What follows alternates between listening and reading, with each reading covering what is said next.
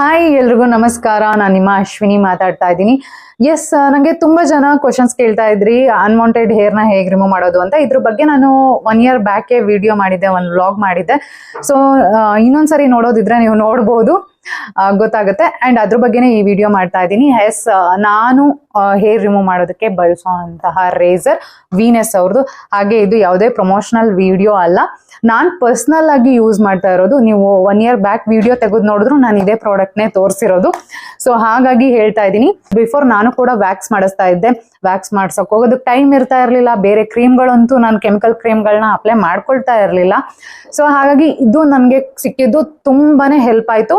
And hair remove ಮಾಡ್ಕೊಂಡಾಗ್ಲೂ ಕೂಡ ನಿಮ್ಗೆ ತುಂಬಾ ಇರಿಟೇಷನ್ ಅನ್ಸಲ್ಲ. ಈಗ ನಾನು 1.5 month ಆಯ್ತು ನಾನು ಹೇರ್ ರಿಮೂವ್ ಮಾಡಿ. ನಾನು ನಿಮಗೆ ತೋರಿಸ್ತೀನಿ ನೋಡಿ.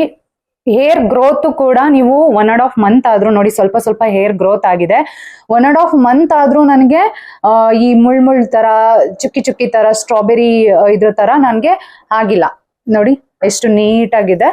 ಇಷ್ಟೇ ನೀಟಾಗಿ ಕೂಡ ನೀವು ವ್ಯಾಕ್ಸ್ ಮಾಡಿಸಿದಾಗ ಹೇಗೆ ಹೇರ್ ಗ್ರೋತ್ ಆಗುತ್ತೋ, ಈ ರೇಸರ್ ಅಲ್ಲಿ ನೀವು ಹೇರ್ ರಿಮೂವ್ ಮಾಡ್ಕೊಂಡಾಗ್ಲೂ ಕೂಡ ಇದೇ ರೀತಿ ಹೇರ್ ರಿಮೂವ್ ಆಗುತ್ತೆ. ಅಂಡ್ ಇದನ್ನ ನೀವು ಬರೀ ನಿಮ್ಮ ಕೈ ಕಾಲ್ಗಳಿಗೆ ಅಷ್ಟೇ ಅಲ್ಲ ಹೇರ್ ರಿಮೂವ್ ಮಾಡೋದಕ್ಕೆ, ಅಂಡರ್ ಆರ್ಮ್ ಕೂಡ ಯೂಸ್ ಮಾಡಬಹುದು. ಇದು ಇನ್ನ ಡೀಟೇಲ್ ಆಗಿ ಹೇಗೆ ಯೂಸ್ ಮಾಡೋದು ಅನ್ನೋದನ್ನ ನನ್ನ ವ್ಲಾಗ್ ಅಲ್ಲಿ ನೀವು ಸರ್ಚ್ ಮಾಡಿದ್ರೆ ಬರುತ್ತೆ.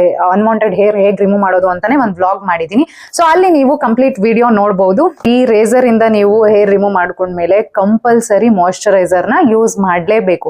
ನಿಮ್ಮ ಫೇವ್ರೇಟ್ ನಿಮ್ಗೆ ಯಾವ್ದು ಅನ್ಸುತ್ತೋ ಆ ಮಾಯಿಶ್ಚರೈಸರ್ ನ ಯೂಸ್ ಮಾಡಿ. ನಾನು ಸೆಟಫಿಲ್ ಮಾಯಿಶ್ಚರೈಸರ್ ನ ಯೂಸ್ ಮಾಡ್ತೀನಿ. ಸೆಟಫಿಲ್ ನೀವು ಆನ್ಲೈನ್ ಅಲ್ಲೆಲ್ಲ ತಗೊಳ್ಬೇಡಿ, ಮೆಡಿಕಲ್ ಶಾಪ್ ಅಲ್ಲೇ ತಗೊಳ್ಳಿ. ಅಪೋಲೋ ಆರ್ ಮೆಡ್ ಪ್ಲಸ್ ಅಲ್ಲಿ ಸಿಗುತ್ತೆ.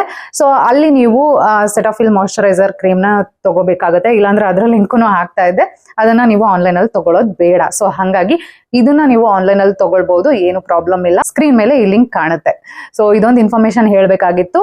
ಅಂಡ್ ತುಂಬಾ ಜನ ಕೇಳ್ತಾರೆ, ಅದನ್ನ ನಂಗೆ ಹೇಗೆ ಹೇಳ್ಬೇಕು ಅಂತಾನು ಗೊತ್ತಿಲ್ಲ, ಮುಜುಗರ ಆಗ್ತಾ ಇದೆ. ಪ್ರೈವೇಟ್ ಪಾರ್ಟ್ ಹೇರ್ ರಿಮೂವ್ ಮಾಡುವುದಕ್ಕೂ ಕೂಡ ಇದನ್ನ ಯೂಸ್ ಮಾಡ್ಬೋದಾ? ಖಂಡಿತ ಪ್ರೈವೇಟ್ ಪಾರ್ಟ್ಗೆ ನೀವು ಈ ರೇಸರ್ನ ಯೂಸ್ ಮಾಡಬೇಡಿ.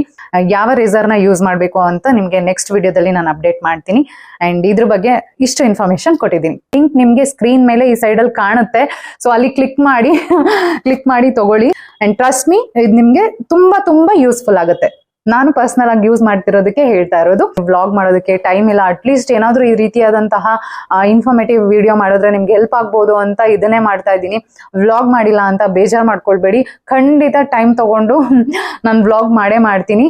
ಅಂಡ್ ಈ ವಿಡಿಯೋ ನಿಮ್ಗೆ ಇಷ್ಟ ಆಗಿರುತ್ತೆ ಅನ್ಕೊಳ್ತೀನಿ. ನೆಕ್ಸ್ಟ್ ವಿಡಿಯೋದಲ್ಲಿ ನಾನು ನಿಮ್ಮನ್ನ ಭೇಟಿ ಆಗ್ತೀನಿ. ಅಲ್ಲಿವರೆಗೂ ಲವ್ ಯು ಆಲ್, ಬಾಯ್.